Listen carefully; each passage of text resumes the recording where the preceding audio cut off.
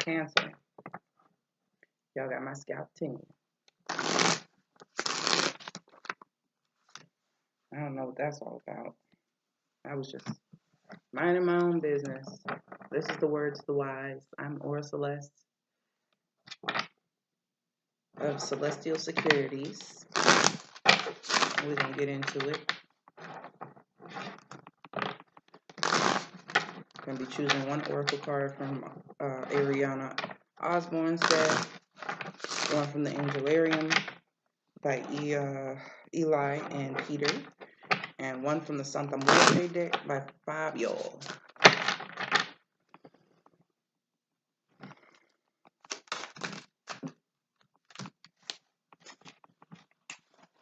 We're not doing this. Take them, they said, take them. It just jumped out of my hand. Cancer. Get the Santa Muerte.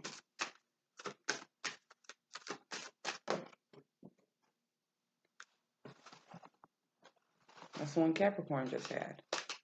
I'm going to put it back and reshuffle.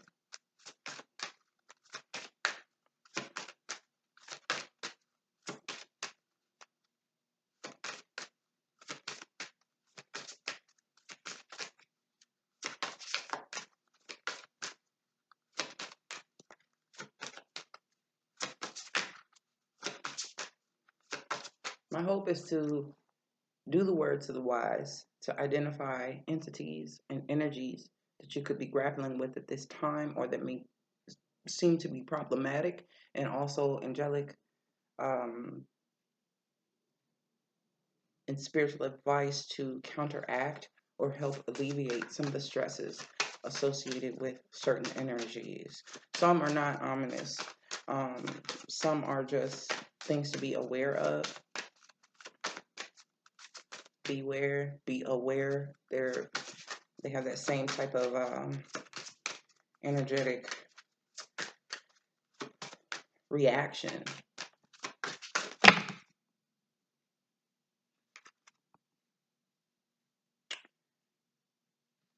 I'm going to take the ones that, no, it's way, I saw him. I saw this one. Okay.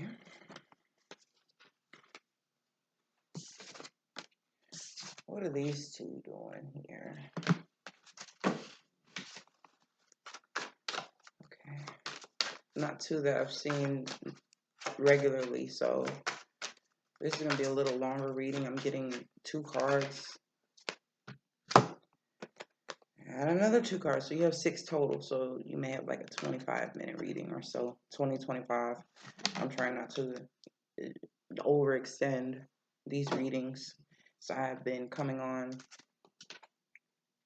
spilling, but I'm happy to deter whoever is not supposed to be here. So if I say it, I say it. The fuck? Cancer. The first entity. It's a gentle and non-violent entity, but has the gift of communication with all serpents. His gift allows him to find any snake in the world, and he can speak to it, and it will answer his questions and follow his commands. And so, although he does not look very powerful, he has at his disposal a host of powerful and clever creatures, from the great dragon he uses as a steed to the tiny grass snakes that he can see the locations of hidden treasures. The divination behind it says, beware of underestimating soft-spoken or mild-mannered individuals. Many capable individuals are easily overlooked because they are quiet.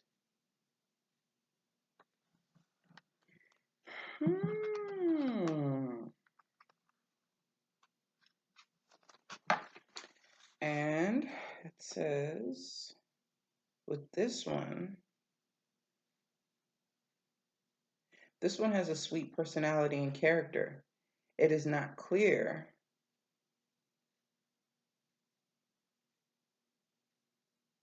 the area of expertise, and even then no detail is given beyond this.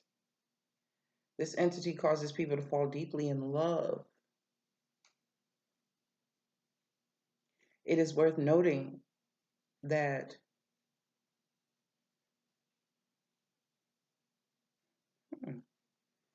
wait a minute. It's similar to another entity, right? And though it's similar,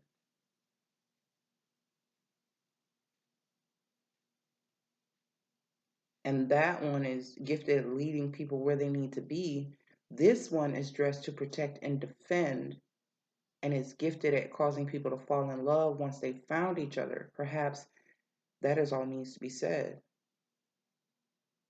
It says, a focus on romance and comfort as the divination.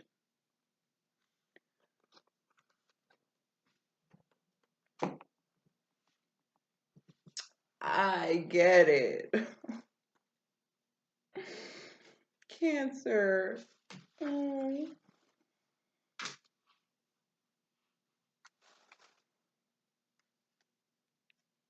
Hmm.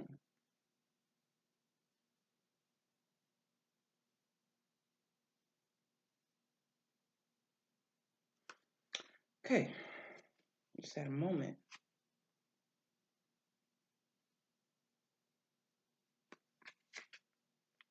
Okay, card number 1, darkness.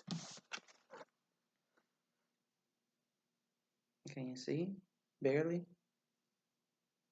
It says the occult center of the creative and inspiring will of the universe that is yet to be created, that is infinite, has no form, and is not differentiated. This card represents what there was before the Big Bang, simultaneously void and full, the end and the beginning, potential and latency. That's why the card that came out for Capricorn came out for you guys, because it was speaking of the end. It was the actual end of the deck, but it was talking about simultaneously in the end is the beginning. This is the beginning card of the deck. I get it.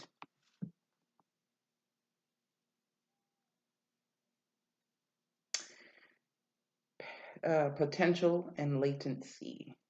All is concentrated in a single point, waiting to receive the primordial impulse to manifest itself. For the ascetic or the magus, it represents the highest peak attainable through meditation, a state of total vacuousness, a silence that can make the observer aware of the road to awakening. The advice is to take a moment's pause, meditation, or study, as you need to understand what form to give to your energy and where to apply it.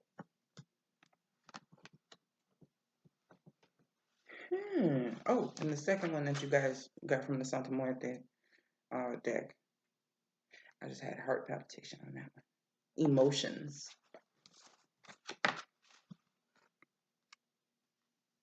Sentiments, fluid and changeable like water. They are the aspect that characterizes this card both positively and negatively. Our emotions are the main source of our moods, of our joys and pains. They are the part of us that places us in a receptive and communicative position in regards to the external world, ready to embrace it with open arms. In negative terms, however, they can lead us to close and isolate ourselves from everything around us, transforming the initial multicolored source into tears. The advice? Remember to put your heart into what you're doing, otherwise, the results will be exclusively tied to the satisfaction of your ego and will stagnate in a swamp. Damn, Cancer.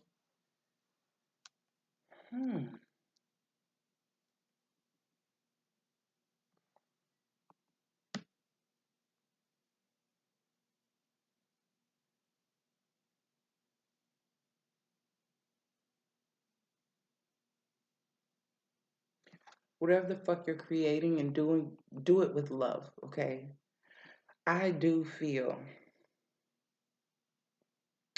that if you're encountering someone and you're like, damn, they're not my type, or damn, they don't have what it takes based off of their presentation to you, or their soft voice or their docile type of character, you really don't know them. You may be underestimating if they have what it takes, and they damn sure are more than capable of doing what needs to be done. It's just that you don't see it in that manner. You don't see it that way because it's not presented to you in that full force vigor, which I really feel the person presented here is reserving that for when it's really, really needed. So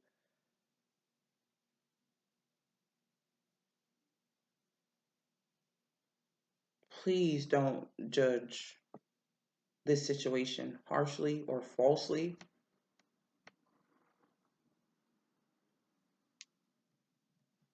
Let's see what Malkuth. Hey, ground the kingdom.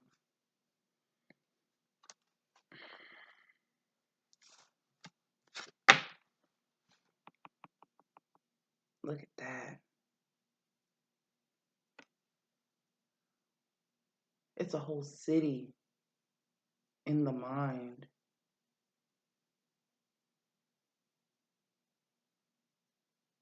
Malkuth, right? The 10th and final emanation, the physical world in which we live, the domain of mankind.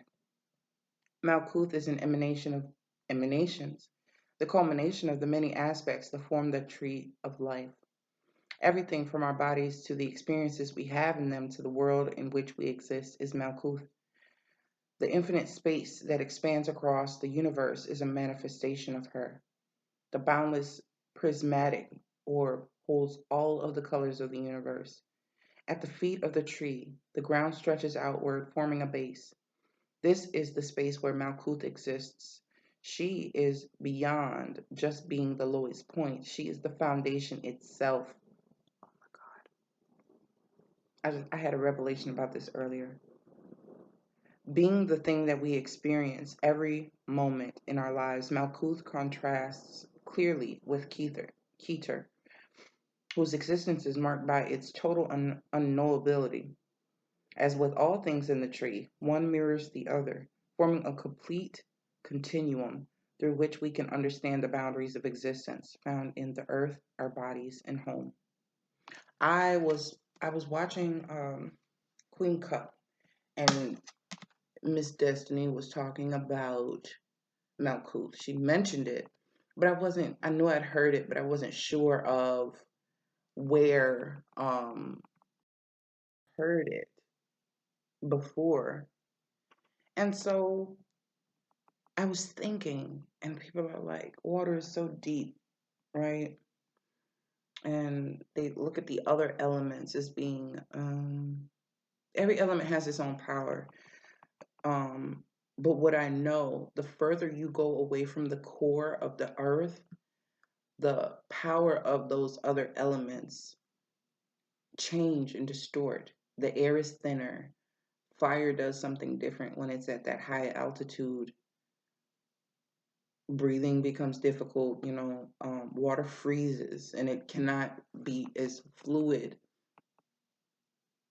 when it's furthest away from the core of the earth. You have water, you have oceans, you have beaches, you have Mars and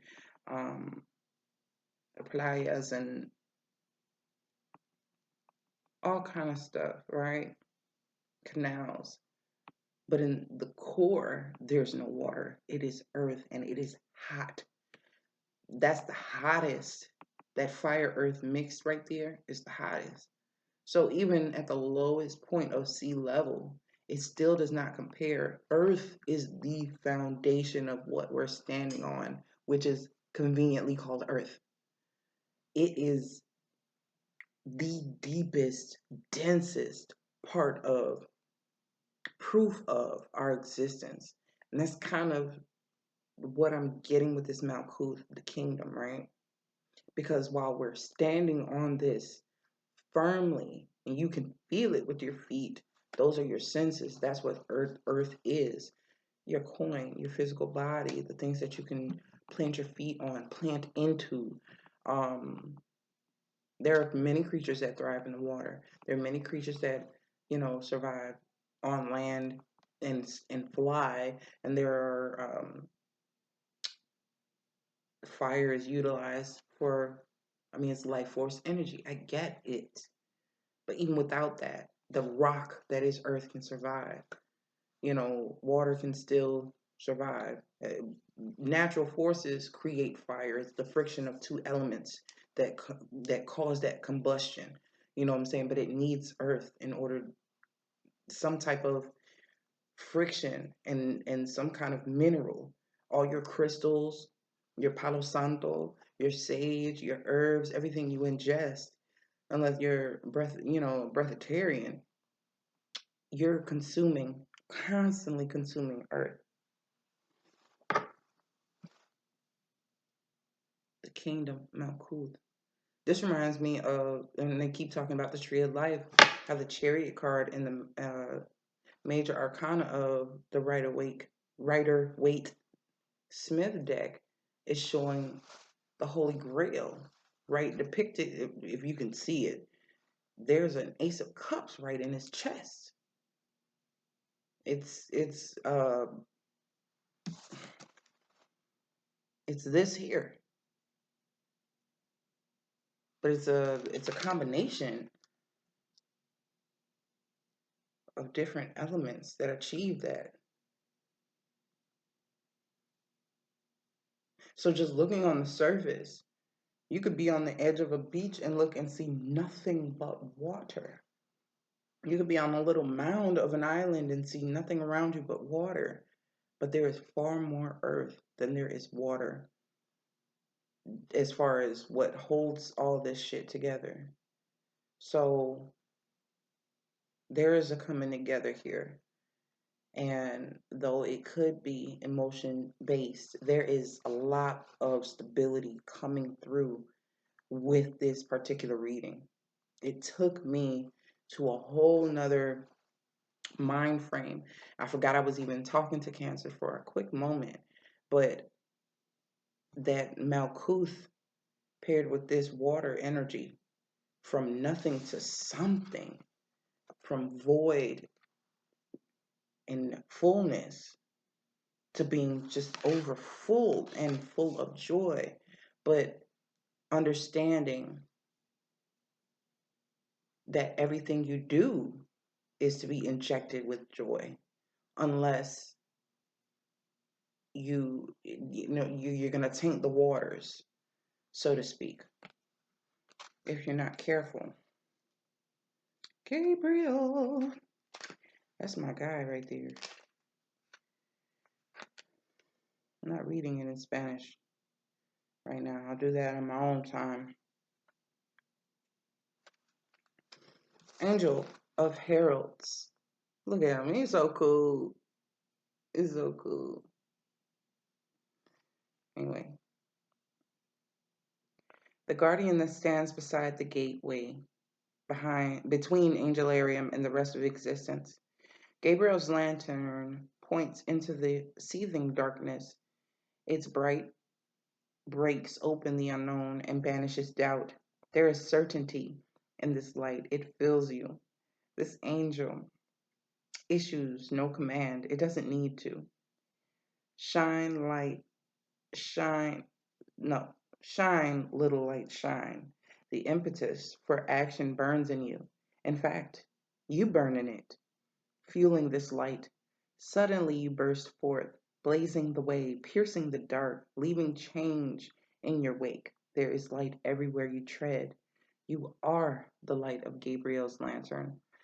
The might of this angel does not command you, it aims you.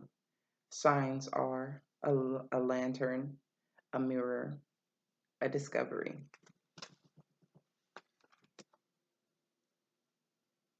Oh, that's solid. You about to fall so deep in love with yourself. So deep. Even the parts of you that you considered meek or ineffective, they're actually quite powerful. It seems like you doubted that, or doubted that about someone else. It's something about that quiet nature. It's not naive, not in the least. It is very protective and very stable. It's not being docile. It's actually understanding when and when not to act and react. You might see this on the surface and not think much of it, but underneath is this. That motherfucker got it. All of it.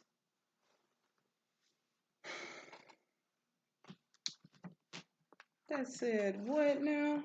Let me recite that one more again. That advice. Focus on romance and comfort. And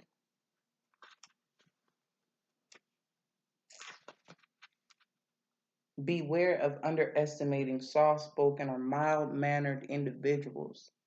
Many capable individuals are easily overlooked because they are quiet. So you got somebody that's a fucking gem. If not you, it's in the quiet. It's in something that seems to have no form, no shape just yet. You really can't see the potential because it's still so undergrown, kind of. It's not, it hasn't blossomed to a potential where everybody has taken notice. It's something you're going to notice about someone and really see within someone that is not visible to the naked eye for everyone else. And this is the type of encounter person that you're becoming, or you'll be noticed as, or you're noticing someone else. They have it. They got it. That it that you know is the ace in the hole. That is that motherfucking hole in one.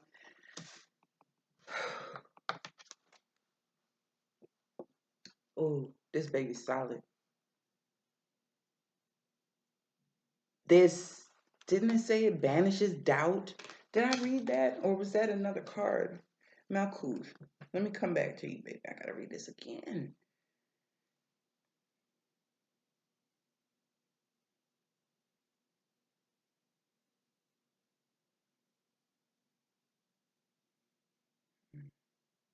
That was a different one.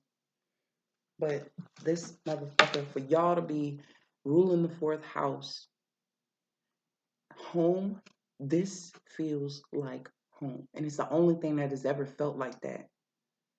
You know that. You know this person. You know, you knew the moment you felt them that all of this shit was hidden. I am fucking sweating. This got me hot. I'm about to take all this shit off. Listen, this person don't command attention. They don't demand it, but their presence commands it. It is something that they're respected even without having to, ooh, I'm gonna show that card, without having to fuss and to shout. If you overlook them, that's fine. But they don't need to be heralded in. This is the angel of heralds.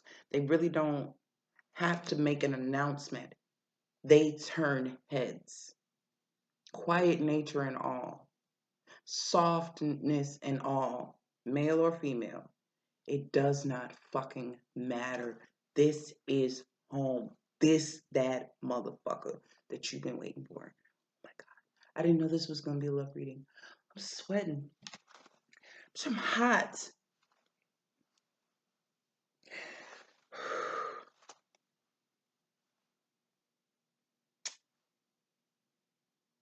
My Vedic chart, I'm a Cancer moon.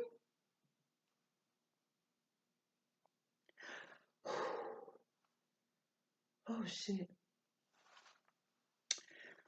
I'm gonna leave y'all to it, because that was intense. God gracious. Y'all talk to this person now. Don't you start now.